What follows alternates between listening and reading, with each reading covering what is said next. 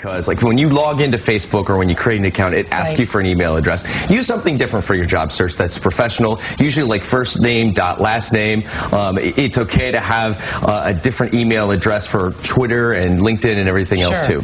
Yeah, you don't want to have an email address as iHeartPuppies@yahoo.com. Right. Or Kenny the Clown. Correct. Right. Well, I mean, if you're trying to get a job at a circus, maybe. Right, exactly. Okay, and then you mentioned putting your settings for your personal social media pages, your privacy settings at the maximum. Yeah, you want to make sure that you're locking all of that out, especially on Facebook, so that especially photos, things like that you're only sharing that with your friends on Facebook. Now, you're talking about the next point is getting on LinkedIn, and I have to say I'm super annoyed when my friends send me the thing to be on LinkedIn. Do I need to be part of another social media website? Right, I'm going to add you after we're done here, just for No, you will not. I will hunt you down. No, LinkedIn is a great platform if you're looking for a job because it allows you to network with other professionals. You can follow other companies and their news updates, but also you can ask former colleagues to recommend you. It's like an online reference. It's a very busy Saturday here at American Career College in Ontario, where the California Lions Club Friends in Sight program has set up a free vision clinic. The Lions Club has brought more than 15,000 pairs of eyeglasses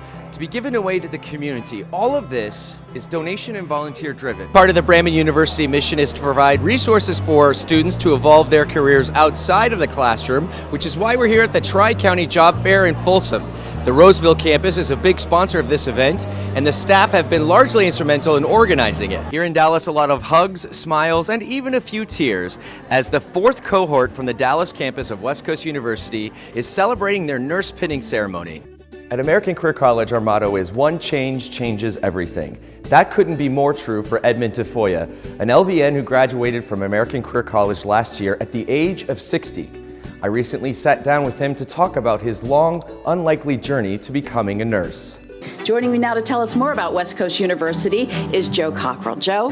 Hi, Kelly. Yes, West Coast University is proud to have opened our new campus in Miami. We've been educating students in Los Angeles and California for over 100 years, and we decided to open a campus here in Florida, and we're thrilled that we're up and running and welcoming nursing students. Well, this looks just like a hospital. Tell me, this is the Simulation Center, just one feature of West Coast. That's right. Everything in this building here at West Coast University is what one nursing student would need. So we are in the Nursing Simulation Center. There's also classrooms, laboratories, a student commons area, and a library, and of course, admissions and financial aid office. Now tell me what's going on here. Well, a big part of our hands-on curriculum for nursing students at West Coast University is the simulation part of the curriculum. Now, the Simulation Center allows students to practice real-life scenarios with a faculty member under the supervision of them while they are in a protected environment. There's no risk to the patient. So right now, students are watching us behind one mirror, and then a faculty member is controlling this state-of-the-art mannequin behind the other. She actually talks, doesn't she? Yes, this mannequin can do everything a human being can do, including cardiac arrest, seizures, and even urinate. Complain about the cafeteria food, too? Right, and the copay. Right. Did you hear that it snowed in Laguna Beach on Saturday? Well, sort of. It's definitely beginning to look a lot like winter at Sawdust. When the snow comes on, it's really pretty and all the kids run into it and go, yeah, snow! The nonprofit festival grounds have been transformed for the 26th annual Winter Fantasy. It is a cornucopia of arts and crafts, delicious food, carolers and other live music, Santa Claus, thousands of holiday lights, and of course, snow. Opening day of Winter Fantasy was Saturday, and the mayor of Laguna Beach led the tree lighting ceremony. Inside this 8-ton boulder sitting at Dana Point Harbor 50 years ago, local residents encased a time capsule. On August 29th, exactly 50 years to the day later, civic leaders extracted the time capsule and shared the contents with the public. Hundreds gathered at Baby Beach in Dana Point Harbor for the event, which included a number of civic leaders and elected officials, including Orange County Supervisor Lisa Bartlett. It was always determined that we would open the time capsule 50 years after it was originally buried. And today is the day. Some of the people attending today were also at the original event in 1966. Twin brothers Malcolm and Duncan Wilson. It was a lot of hoopla, and it seemed like a big deal back then, but it was a small town. Had some musicians playing and dignitaries speaking and the Boy Scouts with the flag and the whole shot. So not too much unlike today. I remember my grandpa giving us the tickets. We were 10 years old, and I thought, 50 years? We'll never make it that long. Every first Thursday of the month, Laguna Beach is bustling with art lovers exploring the galleries and enjoying the art walk. But on this first Thursday, there's a show with artwork that's more precious than money can buy.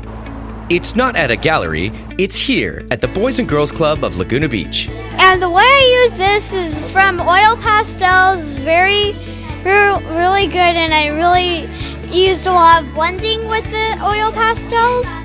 As part of a special partnership with the Laguna Art Museum, the Boys and Girls Club is displaying the creative work of its youth in this show, all focused on the subject of nature. Dozens of impressive pieces from kids of all ages are on display here, from paintings and sculptures to illustrations, mixed media, digital and stop-motion graphics, even wearable art.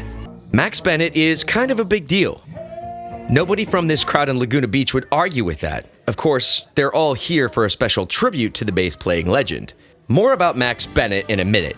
But tonight, the Laguna Concert Band is honoring him with a special concert and fundraising event. Its first ever, in fact. The cause?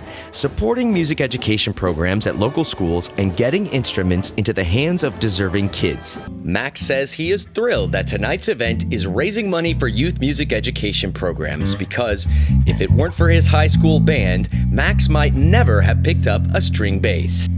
So what's the secret to keep on kicking it at your age? Just keep playing. Yeah? Just keep playing. Someone told me you play every day. Is that true? Oh, yeah. I practice every day. Yeah. And do you think that helps you be, active? Oh, yeah. You got to keep your chops in. It's called chops. You got to keep your chops in shape, You never know when you're going to get the call to play, so. Everyone knows that California is facing a water shortage, but did you know that a critical drought of teachers and substitutes is impacting communities throughout the state?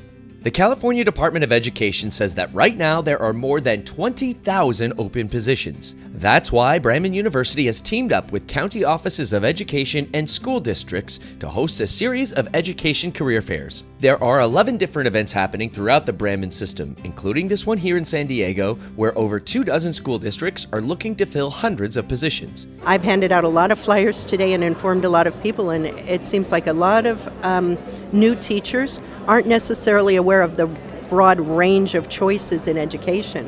What do you want to say to the Coyotes? Oh! Thank you so much for all you've done for us in the past, in the future, and thank you once again.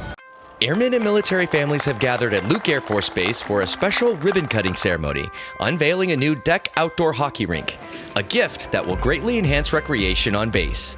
An all-star cast of difference makers and their projects in development, including this one here at Luke Air Force Base, have found a way to introduce the game to countless kids who would otherwise never have the opportunity. Their efforts are energizing the growth of the game of hockey, breaking down social barriers and positively changing the landscape of youth sports. A big sense of pride and appreciation for what the Luke Air Force Base and any sort of military does for us.